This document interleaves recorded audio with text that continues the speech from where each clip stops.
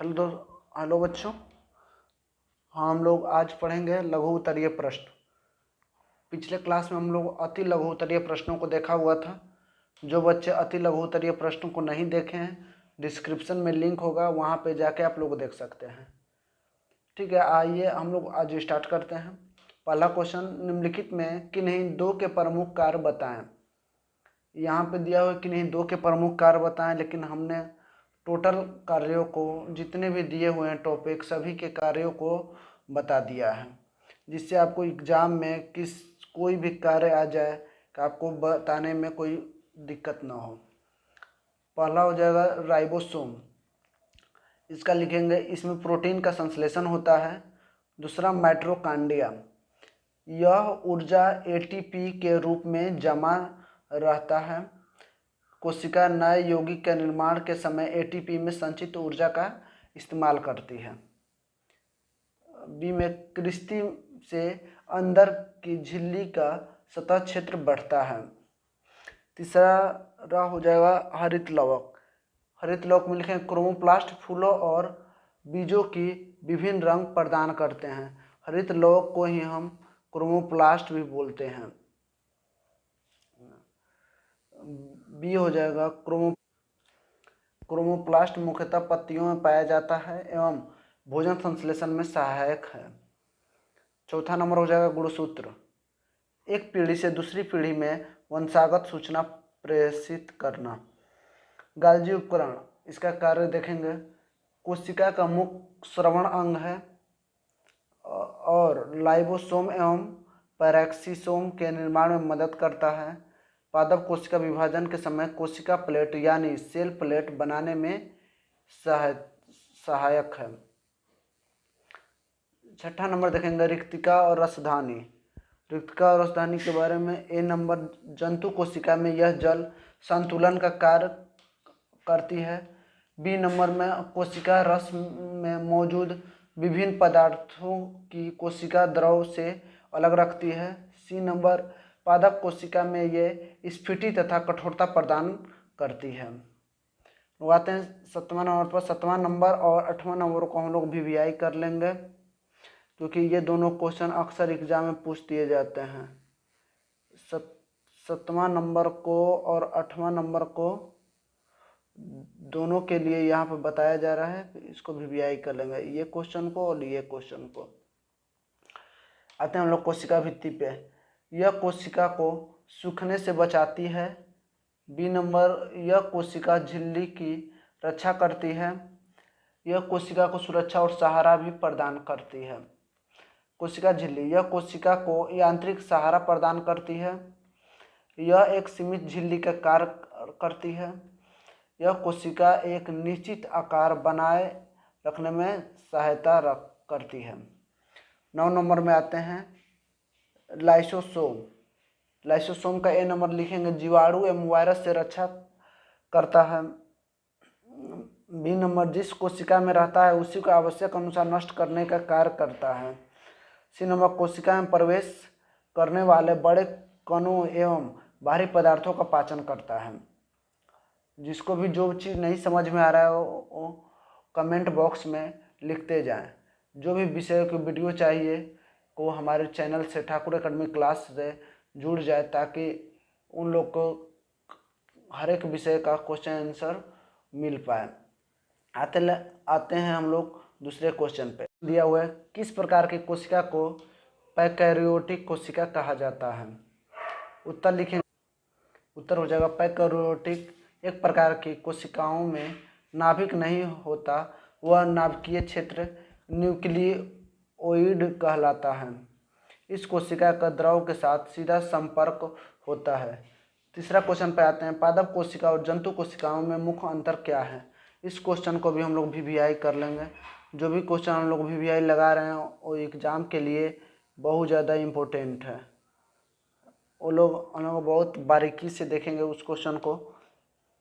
पादप कोशिका और जंतु कोशिका में निम्न अंतर है। एक तरफ पादप कोशिका लिख लेंगे और दूसरी तरफ जंतु कोशिका लिख लेंगे। पादप कोशिका में पहला लिखेंगे कि सेलुलोज से बनी कोशिका भित्ति होती है। जंतु कोशिका में कोशिका भित्ति नहीं होती है। दूसरा, लवक पाए जाते हैं जंतु कोशिका में दूसरा हो जाएगा लवक नहीं होते हैं। पादप कोशिका में सेंट्रोसोम नहीं होता है, जंतु कोशिका में सेंट्रोसोम होते हैं। पादप कोशिकाएं प्रायः आकार में बड़ी होती है, जंतु कोशिका अपेक्षाकृत आकार में छोटी होती है। पादप कोशिका रिक्तिका बड़ी होती है, जंतु कोशिका में रिक्तिका नहीं होती है, और होती भी है तो बहुत छोटी होती है। यदि गाल्जी उपकरण न हो तो कोशिका का क्या प्रभाव पड़ेगा? गाल्जी उपकरण न हो तो कोशिका का मुख श्रवण नहीं होगा या नहीं होता है। कुछ परिस्थितियों में सामान्य से जटिल शक्कर का निर्माण नहीं होता। लाइसोसोम एवं पैरेक्सिसोम के निर्माण में मदद नहीं होता। आते हैं 5 नंबर क्वेश्चन पे। कोशिका को किस ग्रह को बिजली घर कोशिका के किस अंग को बिजली घर कहते हैं और क्यों? कोशिका के अंग माइटोकांड्रिया को बिजली घर कहते हैं क्योंकि माइटोकांड्रिया को कोशिका ऊर्जा ग्रह कहा जाता है। कभी कभी क्वेश्चन आ जाते हैं कि कोशिका ऊर्जा ग्रह किसे कहते हैं, ये भी इसका आंसर हो जाएगा माइटोकांड्रिया। आते हैं हम लोग एंडोसाइटिस किसे कहते हैं, एंडोसाइटोसिस किसे कहते हैं?